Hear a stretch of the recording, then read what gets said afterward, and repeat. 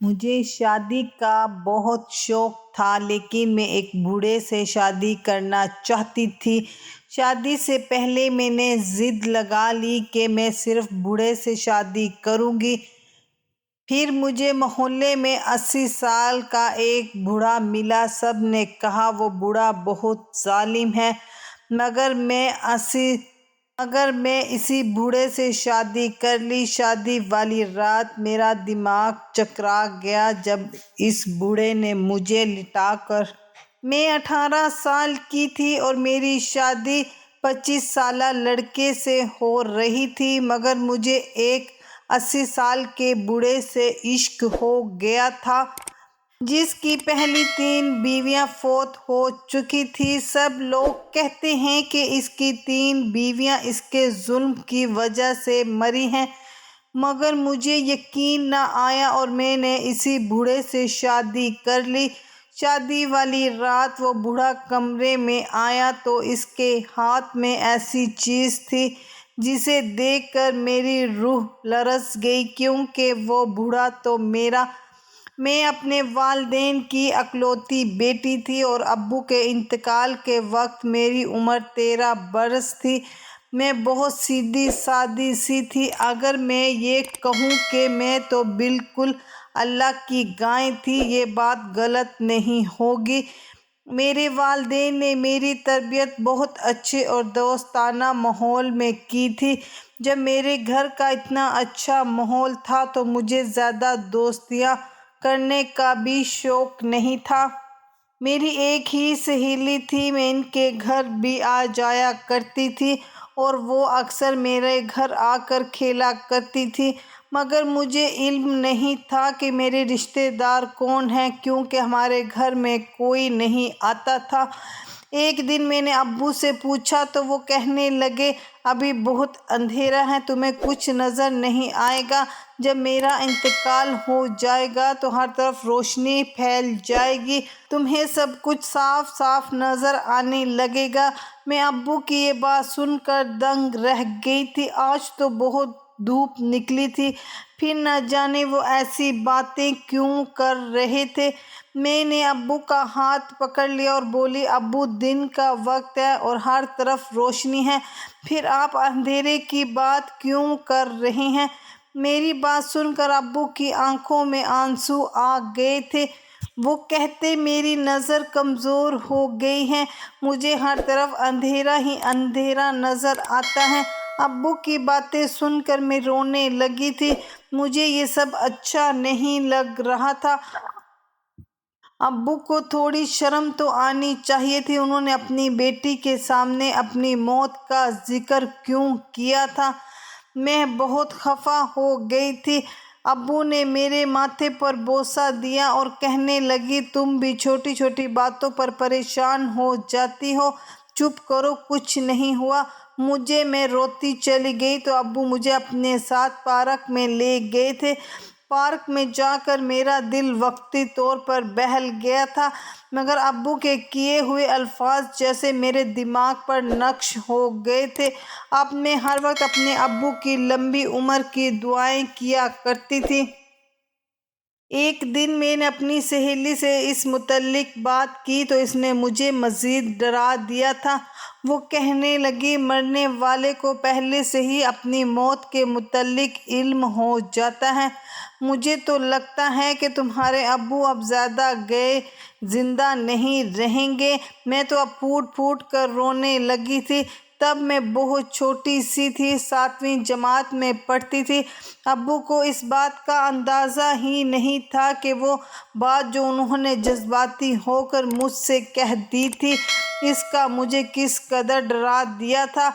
وقت یوں ہی گزرتا گیا اور جب میں 13 برس کی ہو گئی تو ایک دن ابو کو ہارٹ اٹیک آنے کی وجہ سے ان کی موت ہو گئی۔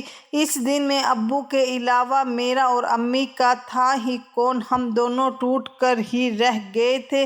محلے والوں نے ابو کے انتقال کے متعلق محلے کے مسجد میں اعلان کروا دیا تھا، اور پھر تھوڑی دیر میں بہت سے اجنبی چہرے ابو کی میت کے پاس آ کر بیٹھ گئے تھے اور پھوٹ پھوٹ کر رونے لگے تھے۔ میں نے امی سے پوچھا کہ یہ کون لوگ ہیں؟ تب امی نے ایک بوڑھی سی عورت کی طرف اشارہ کر کے کہا، یہ تمہاری دادی ہیں۔ ان کے ساتھ 3 عورتیں اور بھی تھیں۔ ان کے متعلق امی نے بتایا کہ وہ تینوں میری پھوپھو ہیں۔ تب مجھے پتہ چلا کہ ہمارے محلے کے پیچھے والا جو محلہ تھا وہیں پر رہتی تھی، مگر ابو کی زندگی میں انہوں نے کبھی ہم سے ملنا گوارا نہیں کیا تھا۔ وہ ایک دوسرے کے گلے لگ لگ کر روتی رہی تھی جب میں اور امی ایک دوسرے کو سہارا دے رہی تھی۔ کچھ دیر رو دھو کر وہ عورتیں واپس چلی گئی تھیں۔ تب ابو کے جملے میرے کانوں میں گونجنے لگے تھے۔ انہوں نے ٹھیک ہی کہا تھا کہ ابھی بہت اندھیرا ہے۔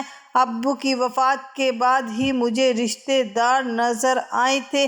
ایسے وقت میں محلے والوں نے ہمارا بہت ساتھ دیا تھا۔ تیسرے دن وہ عورتیں پھر گھر آ گئی تھیں۔ میری دادی پھوٹ پھوٹ کر روتی جا رہی تھی اور ساتھ ساتھ کہتی جاتی، اشرف اچھا ہوتا اپنی بیٹی کی شادی اپنی زندگی میں کر جاتی، یہ لڑکی ضرور تمہیں بدنام کرے گی۔ میں یہ باتیں سن کر بہت پریشان ہو جاتی تھی۔ تب امی میرے سر پر ہاتھ رکھ دیتی اور کہتی، ایسے لوگوں کی باتوں کو سر پر سوار نہیں کرتی۔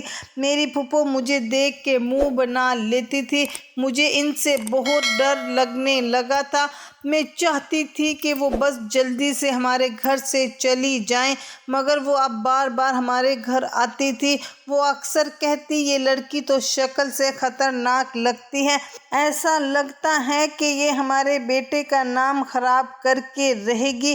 ایک دن میری دادی میری امی سے کہنے لگی، اپنی بیٹی کی شادی جس قدر جلدی ممکن ہو کر دو، میں نہیں چاہتی کہ یہ میرے بیٹے کا نام خراب کرے۔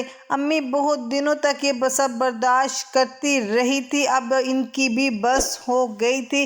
وہ کہنے لگی، میرے شوہر نے اپنی بیٹی کی تربیت بہت اچھی کی ہے، آپ کو ہرگز فکر کرنے کی ضرورت نہیں ہے۔ جب آپ میرے شوہر کی زندگی میں ہمارے گھر نہیں آئی تو اب کیوں آ جاتی ہیں؟ امی کی بات سن کر تو انہوں نے امی پر حملہ ہی کر دیا تھا۔ انہوں نے بہت سی باتیں سنائی تھیں۔ امی رونے لگی تھی، پھر وہ اٹھ کر چلی گئی تو میں بولی، امی میری دادی نے مجھ میں ایسی کون سی خامی دیکھ لی ہے؟ ہر وقت کہتی ہیں کہ میں اپنے باپ کا نام خراب کر دوں گی۔ امی نے میرے سر پر ہاتھ رکھ لیا اور بولی، تم ان لوگوں کی باتوں کو ذہن پر سوار مت کرو، وہ تو تمہارے باپ کی نہیں بن سکی تو ہماری کیا بنے گی؟ مجھے امید ہے کہ آج کے بعد یہ ہمارے گھر نہیں آئیں گی۔ امی کی بات سن کر میرے دل کو تسلی سی ہو گئی تھی، اور امی کی بات سچ ثابت ہوئی تھی۔ اس دن کے بعد نہ تو کبھی دادی ہمارے گھر آئی تھی اور نہ ہی پھوپھو، مگر اب کچھ عجیب سا ہونے لگا تھا۔ ہمارے گھر محلوں کی عورتوں نے بھی آنا چھوڑ دیا تھا۔ میری سہیلی بھی ہمارے گھر نہیں آتی تھی۔ ایک دن میں نے امی سے اس کے متعلق بات کی تو وہ کہنے لگی کہ تم خود اپنی سہیلی کے گھر چلی جاؤ۔ میری سہیلی کا گھر ہمارے گھر سے قریب ہی تھا۔ میں اکیلی ہی چلی گئی۔ میں نے اس کے گھر کے دروازے پر دستک دی تو اس کی والدہ نے دروازہ کھولا تھا۔ میں سلام کرنے کے بعد پوچھا، آنٹی عائشہ کہاں ہیں؟ وہ اتنے دنوں سے ہمارے گھر نہیں آئی۔ آنٹی دروازے کے سامنے ہی جم کر کھڑی تھی۔ وہ بولی، عائشہ اب تمہارے پاس نہیں آیا کرے گی، تم دونوں کی دوستی ختم ہو گئی ہے۔ میں حیران ہوئی اور بولی، آنٹی یہ آپ کیا کہہ رہی ہیں؟ ایسا بھی کیا ہو گیا ہے؟ آنٹی نے منہ بنا لیا اور بولی، ہم شریف لوگ ہیں، ہمارے پاس عزت کے سوا کچھ بھی نہیں ہے۔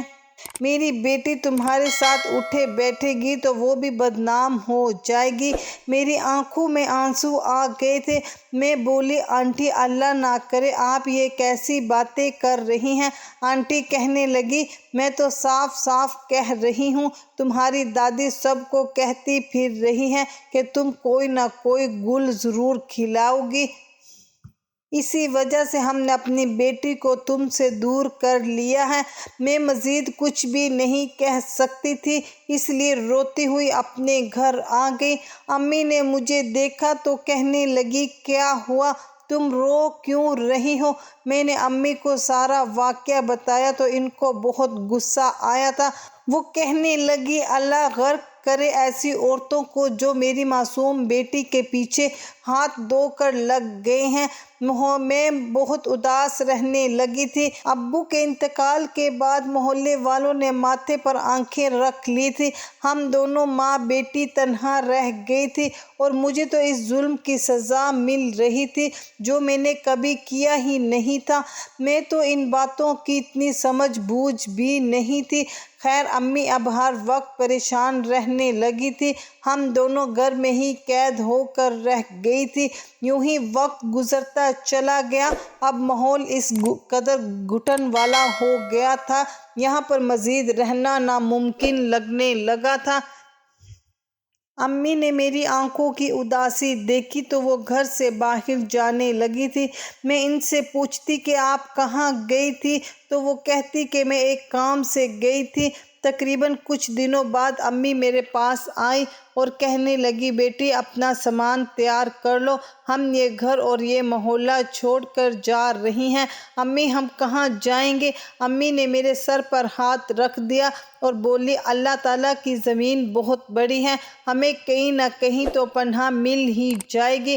ہم پھر دونوں وہ گھر چھوڑ کر دوسرے شہر میں شفٹ ہو گئے تھے۔ امی نے یہ گھر کرائے پر لیا تھا۔ یہ گھر مختصر سا تھا، 2 کمرے یا کچن اور پھر باتھ روم، چھوٹا سا صحن بھی تھا۔ میں ایک دن امی سے بولی کہ ہم اس گھر میں کیوں شفٹ ہوئے ہیں؟ تب امی کہنے لگی مجھے لوگوں کی باتوں سے بہت ڈر لگنے لگا تھا، وہاں ہر کوئی تمہیں بدنام کرنے لگا تھا، اس لیے ہم یہاں آ گئے ہیں۔ میں چپ رہی تھی۔ امی کی اس بات کا علم کہاں تھا کہ جو باتیں میں پچھلے 2 برس سے سن رہی تھی انہوں نے مجھے اس قدر تکلیف دی تھی۔ مجھے خود ہی لگنے لگا تھا کہ مجھ سے ایسا کچھ ضرور ہوگا جس سے میرے والدین کا نام خراب ہو جائے گا۔ میں اپنے باپ کی عزت خراب ضرور کروں گی، شاید میرے ماتھے میں یہی سب لکھا ہے۔ میں ان باتوں سے پیچھا چھڑانے کی کوشش کیا کرتی تھی، مگر جب آئینہ دیکھتی تو لوگوں کے جملے مجھے یاد آ جاتے تھے۔ ایک دن امی سبزی لینے گئی، گھر سے باہر گئی ہوئی تھی، جب کہ میں اپنے گھر بیٹھی تھی تبھی ہمارے گھر کے دروازے پر دستک ہوئی۔ میں نے یہ سوچ کر دروازہ کھول دیا کہ شاید امی آئی ہوں گی، مگر سامنے تو ایک جانا پہچانا چہرہ کھڑا تھا۔ ہم اس نئے علاقے میں آئی تھی، یہاں پر صرف ایک ہی شخص کو جانتے تھے اور وہ ہمارا مالک مکان تھا۔ وہ میری طرف دیکھ کر مسکرانے لگا اور بولا گڑیا تمہاری والدہ کہاں ہیں؟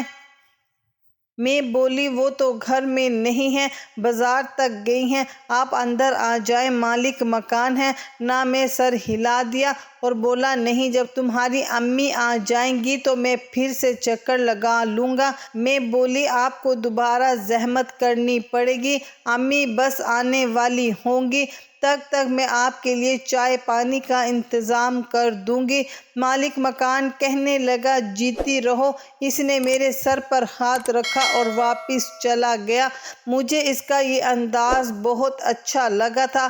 ابو کے انتقال کے بعد یہ پہلا شخص تھا جس نے اتنی عزت سے بات کی تھی۔ امی جب آئی تو میں نے ان کو ساری بات بتا دی تھی۔ امی مسکرانے لگی اور بولی حیادار لوگ ایسے ہی ہوتے ہیں، جب بیٹیاں گھر میں اکیلی ہوتی ہیں تو وہ گھر میں نہیں آتے، اور تم بھی کسی کو بھی گھر میں آنے کی اجازت مت دیا کرو۔ پھر امی کہنے لگی 1 مہینہ ہو گیا ہے، وہ کرایہ لینے آیا ہوگا۔ میں بولی امی آپ ہر ماہ کرایہ کہاں سے دیا کریں گی، ہمارا گزر بسر کیسے ہوگا؟ امی کہنے لگی تم اپنے چھوٹے سے دماغ پر زور مت دو، میں نے وہ گھر بیچ دیا ہے جس میں ہم رہا کرتے تھے، وہ پیسے میں نے بینک میں جمع کروا دیے ہیں، ہمارے پاس اچھا خاصا سرمایہ ہے، یہاں تک تمہاری شادی بھی سر اٹھا کر سکوں گی۔ تم 20 سال کی ہونے والی ہو، اور میں نے ایک لڑکا بھی تمہارے لیے پسند کر لیا ہے، اس کی عمر 25 سال ہے، وہ بہت نیک لڑکا ہے، تمہاری شادی اسی سے کروں گی۔ میں امی کی بات سن کر شرما گئی تھی، اب مجھے اپنی شادی کے خیال آنے لگے تھے۔ وہ دن کیسا ہوگا جب میں دلہن بنوں گی، نہ جانے میرا دولہا کیسا ہوگا۔ تعلیم تو میری ادھوری رہ گئی تھی، حالات ایسے ہی بن گئے تھے کہ آگے پڑھائی نہیں کر سکی۔ اب میں چاہتی تھی کہ میری شادی ہو جائے۔ نئے علاقے میں ہمارا کسی کے بھی گھر آنا جانا نہیں تھا، میں گھر میں پڑی سارا دن بور ہو جاتی تھی۔ ایک دن ہمارے گھر پر دستک ہوئی تو امی نے ہی دروازہ کھولا تھا۔ مالک مکان ہمارے گھر آیا تھا، وہ کہنے لگا کہ میں گھر کی کھڑکیوں کی مرمت کروانا چاہتا ہوں، یہ خراب ہو گئی ہیں۔ امی نے اجازت دے دی تھی۔ اب اس کام کی وجہ سے مالک مکان کو بھی مزدور کے ساتھ ہمارے گھر آنا پڑتا تھا۔ ایک دن امی کہنے لگی بھائی صاحب آپ نہ آیا کریں، مزدور اپنا کام کر کے چلا جایا کریں گے، اسی طرح آپ کو زحمت ہوتی ہوگی۔ مالک مکان کہنے لگا بہن ایسے اچھا نہیں لگتا، آپ گھر میں اکیلی 2 عورتیں ہی ہوتی ہیں، آپ میرے گھر میں رہ رہی ہیں، میری ذمہ داری ہے، آج کل کے لوگوں پر مجھے بالکل بھروسہ نہیں ہے، اس لیے مجھے ساتھ آنا ہی پڑے گا۔ مجھے مالک مکان کی سوچ بہت اچھی لگی تھی۔ امی کہنے لگی یہ آدمی تو بہت ہی بھلا لگتا ہے۔ ایک دن مزدور کے جانے کے بعد امی نے انہیں چائے پر روک لیا۔ میں چائے لے کر گئی تو مالک مکان کہنے لگا کون سی کلاس میں پڑھتی ہیں آپ؟ میں نے نفی میں سب ہلا دیا اور صوفے پر بیٹھ گئی۔ میں نے انہیں اپنی درد بھری کہانی سنا دی تھی۔ میں بولی ابو کے انتقال کے بعد رشتہ داروں نے ایسے حالات پیدا کر دیے تھے، اس کی وجہ سے میری تعلیم بھی ادھوری رہ گئی تھی اور ہمیں اپنا علاقہ بھی چھوڑنا پڑا۔ مالک مکان کہنے لگا ہاں ایسا ہی ہوتا ہے، کبھی کبھار ہمیں اپنے اتنے دکھ دیتے ہیں کہ انسان نے کبھی اس چیز کی توقع بھی نہیں کی ہوتی۔ مالک مکان کہنے لگا میرا نام جمشید ہے، میں بھی اپنے لوگوں کی باتوں کا ہی ڈنسا ہوا ہوں، میں نے اپنی پسند کی شادی کی تھی، میں اپنی بیوی سے بہت زیادہ محبت کرتا تھا، اس کی خاطر جان بھی دینے کو تیار تھا، مگر پھر ہمارے رشتہ داروں سے ہماری جوڑی برداشت نہ ہوئی اور ہم دونوں کے درمیان بدگمانی ڈال دی، جس کا نتیجہ بہت بھیانک نکلا تھا۔ میں آج بھی وہ سب سوچتا ہوں تو دل دھڑ جاتا ہے۔ میں آج 80 سال کا ہو گیا ہوں، مگر آج تک مجھے سچی محبت نہیں ملی۔ پھر وہ کہنے لگا تم جس کسی سے بھی شادی کرو اس کے ساتھ مخلص رہنا، حالات جیسے بھی ہوں، تم ہمیشہ اپنے شوہر کا ساتھ نبھانا۔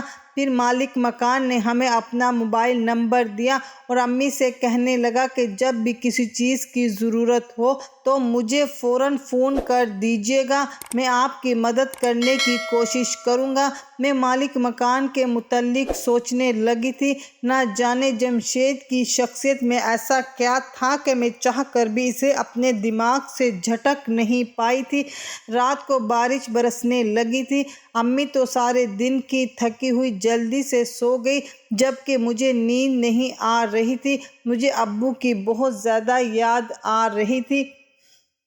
جب بارش ہوتی تھی تو ہم دونوں باپ بیٹی مل کر بہت انجوائے کیا کرتے تھے۔ امی ہمارے لیے سموسے بناتی تھی اور ہم تینوں مل کر کھاتے تھے اور بہت سی باتیں کیا کرتے تھے۔ میری سہیلیاں بھی اکثر ہمارے گھر آ جایا کرتی تھی۔ ابو ہر عید پر مجھے پیسے دیتے اور دوستوں کے لیے گفٹ لے لو، ہم ایک دوسرے کو تحفے دیا کرتی تھی۔ میری دوستوں کے والدین مجھ سے بہت پیار کیا کرتے تھے، مجھے اپنی بیٹی کہا کرتی تھی، مگر پھر اچانک یہ سب کچھ ختم ہو گیا تھا۔ میری دادی اور پھپھو نے مل کر ہماری جڑیں کاٹ دی تھی۔ میں یہی سب سوچ کر رونے لگی تھی۔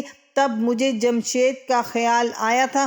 وہ مجھ سے عمر میں بہت زیادہ بڑا تھا، وہ تو میری امی سے بھی بڑا تھا، مگر اس بوڑھے کی باتوں سے مجھے سکون ملتا تھا۔ میں نے یہی سوچ کر اسے میسج کر دیا تھا۔ میں نے اس کو بتایا کہ میں بہت زیادہ اداس ہوں، میں اپنے ابو کو بہت زیادہ یاد کر رہی ہوں۔ وہ کہنے لگا، میرا بھی یہی حال ہے، میں اپنی بیوی کو بہت یاد کر رہا ہوں۔ ہم دونوں آپس میں باتیں کرتے رہے تھے۔ رات ایسے ہی گزر گئی تھی اور مجھے علم بھی نہیں ہوا تھا۔ زندگی میں پہلی بار میں نے کسی کے ساتھ رات بھر جاگ کر باتیں کی تھی۔ فجر کی اذان فضا میں گونجنے لگی تو امی اٹھ بیٹھی تھی۔ میں بہت زیادہ خوف زدہ ہو گئی تھی، اس لیے میں نے جلدی سے موبائل چھپا دیا تھا۔ امی کہنے لگی، کیا ہوا ہے، تم ابھی تک جاگ کیوں رہی ہو؟ تب میں بولی، امی دادی نے ہمارے ساتھ جو کچھ کیا ہے میں چاہ کر بھی بھلا نہیں پا رہی۔ آخر ہم نے ان کا کیا بگاڑا تھا کہ وہ ہماری دشمن بن گئی تھی؟ امی کی آنکھوں میں آنسو آ گئے تھے۔ وہ کہنے لگی، مصباح بیٹی، میں نے یہ بات تم سے ہمیشہ چھپا کر رکھی تھی۔ میں نہیں چاہتی تھی کہ تم میرے بارے میں کچھ غلط سوچو۔ میں نے اپنا گناہ سب سے چھپایا ہوا تھا۔ دراصل میں نے تمہارے ابو نے گھر سے بھاگ کر شادی کی تھی۔ تمہاری دادی اپنے بھائی کی بیٹی کو اپنی بہو بنانا چاہتی تھی، مگر تمہارے باپ کو میں پسند آ گئی تھی۔ تمہارے باپ نے گھر میں بات کی تھی، نہ ہی اس کے گھر والے مانے اور نہ ہی میرے گھر والے مانے تھے، یوں ہم نے بھاگ کر شادی کر لی تھی۔ تمہارے باپ نے مجھے اپنے گھر لے گیا تو تمہاری دادی نے میرے منہ پر تھپڑ مار دیے اور کھڑے کھڑے ہی ہمیں گھر سے نکال دیا تھا۔ پھر تمہارے باپ نے دوسرے محلے میں یہ گھر خریدا، ہم وہاں پر رہنے لگے تھے۔ محلے داروں سے بھی دوستی ہو گئی تھی اور سب کچھ بہت اچھا چل رہا تھا، مگر تمہارے ابو کی وفات کے 3 مہینے پہلے وہ سب لوگ آ کر ہمارے محلے میں بس گئے تھے۔ مجھے پتا تھا یہ لوگ پھر سے ہمارا گھر برباد کر دیں گے۔ انہوں نے تو ہمارے ساتھ وہ کیا جو کوئی دشمن بھی نہیں کر سکتا۔ میں امی کی باتیں سن کر دنگ رہ گئی تھی۔ مجھے پتا نہیں تھا کہ میری امی نے گھر سے بھاگ کر شادی کی تھی۔ خیر، میں نے اس بات کو بھلانے کی کوشش کی تھی۔ اب جمشید ہر روز ہمارے گھر آنے لگا تو مجھے اس سے محبت ہونے لگی تھی، مجھے بہت اچھا لگنے لگا تھا۔ میں اس کے متعلق سوچتی رہتی تھی، امی سے چوری چھپ کے اس کے ساتھ باتیں بھی کیا کرتی تھی۔ کچھ عرصے بعد ہی مجھے لگا کہ میں تو جمشید سے محبت کرنے لگی ہوں اور شادی کرنا چاہتی ہوں۔ میں عمروں کی فرق کو بھول کر اس سے وہ محبت دینا چاہتی تھی جس کا وہ مستحق تھا۔ میں نے اپنی محبت کا اظہار جب جمشید سے کیا تو وہ کہنے لگا کہ یہ ٹھیک نہیں ہے، تم ابھی خود چھوٹی ہو۔ میں بولی، مجھ سے شادی کر لو، نہیں تو میں مر جاؤں گی۔ وہ بوڑھا جمشید تو مان گیا تھا، مگر سب سے مشکل مرحلہ امی کو منانے کا تھا۔ امی کو جب اس بات کا پتہ چلا تو وہ حیران رہ گئی تھی۔ انہوں نے میرے منہ پر تھپڑ دے مارا تھا۔ میں پھوٹ پھوٹ کر رونے لگی تھی۔ میں بولی، امی، اگر آپ نے مجھے اور جمشید کو جدا کرنے کی کوشش کی تو میں بھی وہی سب کروں گی جو آپ نے اپنی جوانی میں کیا تھا۔ آپ کو علم ہونا چاہیے کہ وقت اپنے آپ کو بتاتا ہے، شاید آپ کے لیے یہی مکافات عمل ہوگا۔ امی میری دھمکی سن کر ڈر گئی تھی۔ وہ پھوٹ پھوٹ کر روتی رہی تھی کہ میں ہر وقت امی پر دباؤ ڈالتی رہی تھی امی نے محلے والوں سے جب اس بوڑھے جمشید کے متعلق مشورہ مانگا تو سب نے فوراً منع کر دیا اور کہنے لگے کہ جان بوجھ کر اپنی بیٹی کو کنویں میں مت پھینکو، نہیں تو اس کا بھی وہ بوڑھا ہی وہی حال کرے گا جو اس نے اپنی پہلی 3 بیویوں کا کیا تھا۔ امی تو یہ بات سن کر ہی پریشان ہو گئی تھی۔ وہ کہنے لگی 3 بیویاں؟ محلے کی عورتیں کہنے لگیں اس بوڑھے کی پہلے 3 بیویاں مر چکی ہیں، مگر ہر بیوی کے مرنے کے بعد یہ پہلے سے زیادہ حسین اور جوان ہو جاتا ہے۔ اب اس کی عمر 80 برس ہے، مگر وہ کہیں سے بھی 80 کا نہیں لگتا۔ میں نے یہ باتیں سن لی تھی۔ میں بولی جو مرضی ہو جائے، میں شادی کروں گی تو جمشید سے ہی کروں گی۔ اب میں بہت روئی تھی۔ انہوں نے میرے آگے ہاتھ بھی جوڑ دیے تھے، مجھ سے بار بار کہا کہ میں تمہارے لیے شہزادوں جیسا لڑکا ڈھونڈوں گا، اس کی عمر 25 سال ہے، تم بس جمشید کو اپنے دل سے نکال دو۔ شاید میں ان کی بات مان بھی لیتی، مگر میں نے اپنے متعلق جو کچھ سنا تھا اس کے بعد مجھے یہی لگنے لگا تھا کہ میرے تو ماتھے پر لکھا ہی یہی تھا کہ میں بے حیا ہوں اور والدین کا نام لازمی خراب کروں گی۔ میں نے امی کی کوئی بھی بات نہیں مانی تھی اور پھر میں نے بھاگ کر شادی کر لی۔ میں دلہن بنی بہت خوش تھی۔ ایسے لگ رہا تھا جیسے مجھے دنیا جہاں کی خوشی مل گئی ہے۔ تھوڑی ہی دیر بعد وہ بوڑھا کمرے میں آیا اور بولا تجھے معلوم ہے میں جوان کیوں نظر آتا ہوں؟ کیونکہ میری 3 بیویاں میرا بہت خیال رکھتی تھیں، اب تو بھی ان سے کچھ سیکھ لے۔ یہ کہتے ہی اس نے بستر کی چادر کھینچی تو نیچے نظر پڑتے ہی میری جان نکل گئی تھی، کیونکہ وہاں کا منظر دیکھ کر میں ہکا بکا بیٹھی جمشید کو دیکھنے لگی تھی۔ میں بولی یہ سب کیا ہے؟ جمشید مسکرا کر بولا یہ بہت کام کی چیز ہے، میرے پاس ہمیشہ جوان رہنے کا ایک بہت بڑا ٹوٹکا موجود ہے۔ اس پھٹکری کو اگر کوئی جوان لڑکی اپنے ہاتھوں سے پیس کر اس میں شہد اور چند دوسری چیزیں ملا کر ہر رات اپنے شوہر کے جسم کی مالش کرے گی تو مرد جوان رہے گا۔ میری بیویاں لیپ لگا کر مالش کیا کرتی تھی اور دیکھو میں آج بھی جوان ہوں۔ تم بھی میرے لیے سب کچھ کرو۔ اس نے مجھے پھٹکری لا کر دے دی تھی اور بولا تم اپنا کام شروع کر دو۔ میں اس کے رویے کو دیکھ کر حیران رہ گئی تھی۔ میں بولی جمشید آپ یہ کیا کر رہے ہیں؟ میں نئی نویلی دلہن ہوں، میرے بھی کچھ ارمان ہیں۔ جمشید نے سر جھٹک دیا اور بولا ارمان پورے کرنے کے لیے پوری زندگی پڑی ہے۔ مجھے یقین نہیں آ رہا تھا کہ یہ وہی بوڑھا جمشید تھا جو میسج پر اس قدر خوبصورت باتیں کیا کرتا تھا، اور یوں میری ساری رات مشقت میں گزر گئی تھی۔ میں کہاں اتنا کام کرتی تھی، پھٹکری پیس پیس کر میرے ہاتھوں میں چھالے بن چکے تھے۔ صبح ہوئی تو جمشید مسکرا کر بولا تم تیار ہو جاؤ، آج تمہیں بہت سے لوگ دیکھنے آئیں گے۔ میں نے جمشید کی بات مان لی تھی، حالانکہ میں اس قدر تھکی ہوئی تھی کہ جی چاہتا تھا کہ سو جاؤں۔ خیر ہمارے گھر بہت سے لوگ آئے تھے جو جمشید سے یہی بات بار بار پوچھ رہے تھے کہ حکیم صاحب آپ کی بیوی کی عمر کتنی ہے؟ جمشید بتا رہا تھا ابھی یہ 20 سال کی ہوئی ہے۔ پھر جمشید آنے والے کو دوسرے کمرے میں لے جاتا۔ جمشید کسی ملازم سے بھی کام کروا سکتا تھا، مگر پھر بھی وہ پھٹکری مجھے ہی پیسنے کو کہتا تھا۔ لیکن شادی کی رات جمشید نے مجھ سے کہا کہ تم پھٹکری سے میرے جسم کی مالش کیا کرو گی، مگر اس نے مجھے ایک بار بھی جمشید کا نہیں کہا تھا۔ اب ہر روز رات کو جمشید مجھ سے یہی کام کرواتا تھا۔ پہل تو میں اس کی محبت یہ سب میں کیا کرتی تھی، مگر میں تھکنے لگی تھی، اس لیے میں نے جمشید سے خوب جھگڑا کیا۔ میں یہ سب نہیں کر سکتی۔ جمشید کہنے لگا میں تمہیں طلاق دے دوں گا۔ میں ڈر گئی تھی، اس لیے چپ چاپ اس کا کہا مانتی رہی تھی۔ یہ سوچنے پر مجبور ہو چکی تھی کہ آخر جمشید اتنی دیر ساری پھٹکری کا کرتا کیا ہے۔ میں نے سوچ لیا تھا کہ یہ راز معلوم کر کے ہی رہوں گی۔ ایک دن ہمارے گھر ایک آدمی آیا تھا تو جمشید اسے دوسرے کمرے میں لے گیا۔ میں چھپ کر ان دونوں کی باتیں سننے لگی تھی۔ جمشید بولا، یہ پھٹکری میں نے اپنی بیوی سے پسوائی ہے، تم اس کو استعمال کرنے سے بہت جلد جوان ہو جاؤ۔ وہ آدمی بہت خوش ہوا اور ڈھیروں پیسے جمشید کو دے دیے تھے۔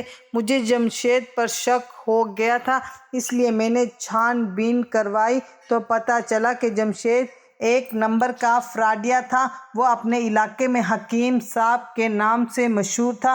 وہ جان بوجھ کر کم عمر لڑکیوں کو اپنے کام میں پھنسا کر ان سے شادی کر لیتا اور پھر لوگوں سے کہتا کہ میری کم عمر بیوی پھٹکری بیچتی ہے جس کو لگانے سے کوئی بھی جوان ہو سکتا ہے، جبکہ وہ خود جوان نظر آنے کے لیے پلاسٹک سرجری کرتا تھا۔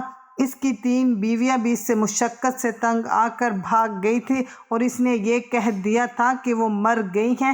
وہ لوگوں کو دھوکہ دے کر دونوں ہاتھوں سے ان کو لوٹ رہا تھا۔ میں یہ سب جان کر بہت شرمندہ ہو گئی تھی۔ میں نے امی سے رابطہ کیا تو انہوں نے مجھ سے کہا کہ تم واپس آنا چاہتی ہو تو آ جاؤ، میں تمہیں قبول کر لوں گی۔ میں وہاں سے بھاگ آئی تھی۔ امی نے اس بوڑھے کا گھر چھوڑ کر دوسرا مکان لے لیا تھا اور میں نے خلا لے لی تھی۔ وہ مجھ سے گلے مل کر بہت روئی۔ اب میں اکثر سوچتی ہوں کہ اگر میری دادی نے میرے متعلق اتنی غلط باتیں مشہور نہ کی ہوتی تو میں کبھی بھی گھر سے بھاگنے کا سوچ نہیں سکتی تھی۔ یہ سچ ہے کہ معاشرے کے لوگوں کی سوچ انسانی زندگی پر بہت زیادہ اثرات دی ہے، اس لیے کسی کے متعلق کبھی بھی کہنے سے پہلے 100 بار سوچنا چاہیے۔ یہ بھی تو ہو سکتا ہے کہ آپ کی باتوں کی وجہ سے کسی کی زندگی ہی خراب ہو جائے۔ اللہ حافظ۔ ختم شد۔